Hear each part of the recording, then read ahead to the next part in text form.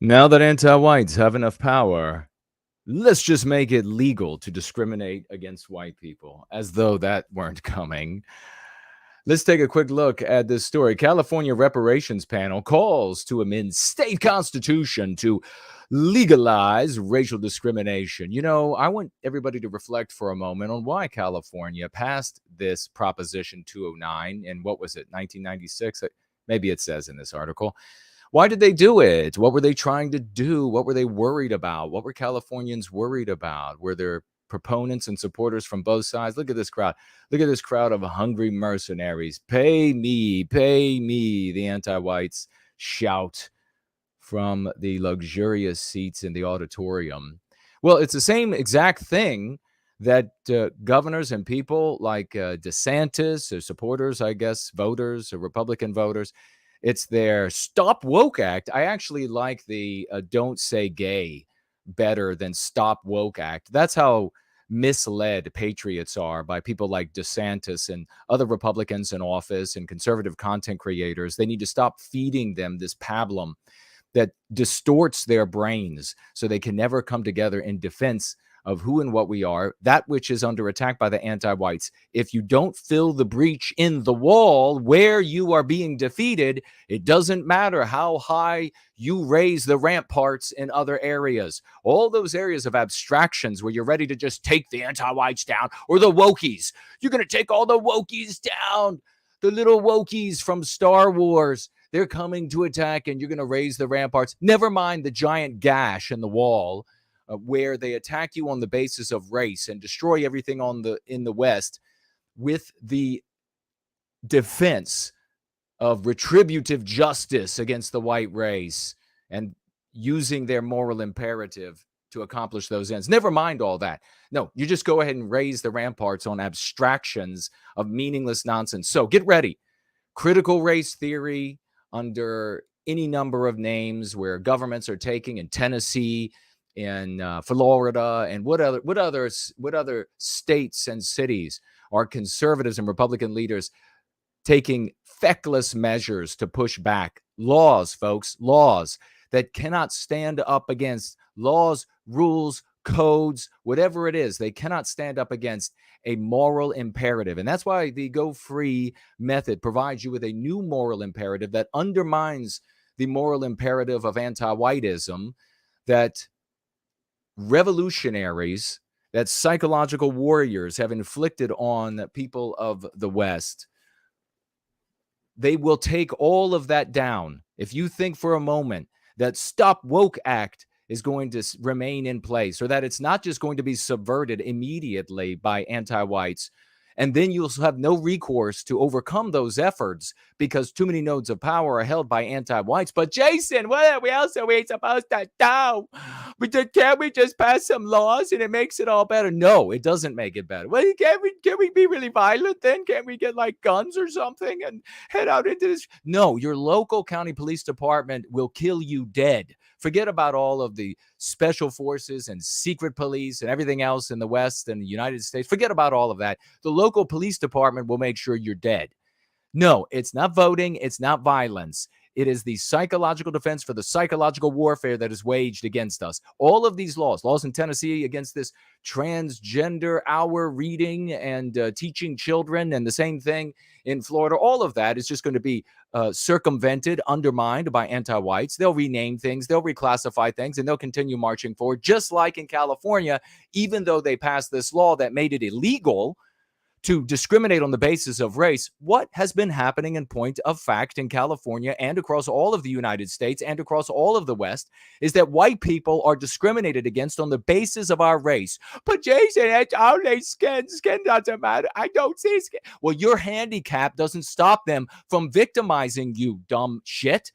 You have to defend where they attack. They've been undermining, circumventing, and discriminating, persecuting, exploiting white people in California, even since the passage of this law, which was in the 90s, if I remember correctly. It doesn't matter. They've been doing it. But now this is just a natural step as power is accrued to anti-whites and anti-white desires can be fulfilled. We see this called for now. However, I don't really think that it's going to pass now. It might, but I don't think it will. Nevertheless, it's coming. It's inevitable. It is inevitable across the country, although I think it's dumb. It is dumb because you can do and accomplish all of these anti-white objectives and goals by continuing with what's in place, which makes it much harder for anti-whites to continue to inflict these dangers on Western kind without people like me, people like Team White Wellbeing, getting to our brothers and sisters with a new moral imperative that will enable them to stand up to the increasingly salient, obstreperous discrimination that we experience in these once great United States. But I read from the California Task Force Committee, crafted by legislation signed by Governor, I plan to be your president, Newsom, in the 11th hour. Remember, I said it here. Formally recommended that the state legislature repeal a constitutional amendment that prohibits the government from discriminating against or granting preferential treatment to someone based on their race. Last weekend, the task force formally approved its final recommendations to the California legislature, which will then decide whether to implement the measure and send them to the governor's desk to be signed into law, which he plans to sign in a giant party, I'm sure. You just wait and watch. Much of the public's attention has been focused on the price tag of the committee's proposed reparations to make amends for slavery and anti-Black racism. Victory to Team White Wellbeing. It is because of us. Don't let any of these no-name, do-nothing, complaining, violent, J-spurging losers out there try to take credit away from you. It is us. It wasn't happening until we were doing it. We've been doing it. I've been getting into high places. We've been getting into major content creators that have millions of followers now on our side. Of course, not publicly saying so because that would be the end of their careers. Having said that, though, it is because of us that we see anti-Black being used. Remember, you want them to say anti-Black. We don't want racism said, but that's a step in the right direction. We want them to object to that which is anti-Black. We want them to object to that which is anti-Hispanic. We want them to object to that which is anti-white. You are welcome. I read on. However, several aspects of the committee's recommendations, which are outlined in hundreds of pages of documents, have received little attention, including a proposal to repeal Proposition 209. We say little attention because who would give attention to this? It would be the mainstream anti-white media who would be the ones bringing attention to this for the public, because otherwise the public not going to be paying attention. California voters. And so why would anti-whites not want to tell people about that? Well, because it is really obviously discriminatory against white people. And they say to themselves, well, we're already inflicting injury on white people. We're already persecuting and exploiting them. Why do you want to bring their attention to it with something like this?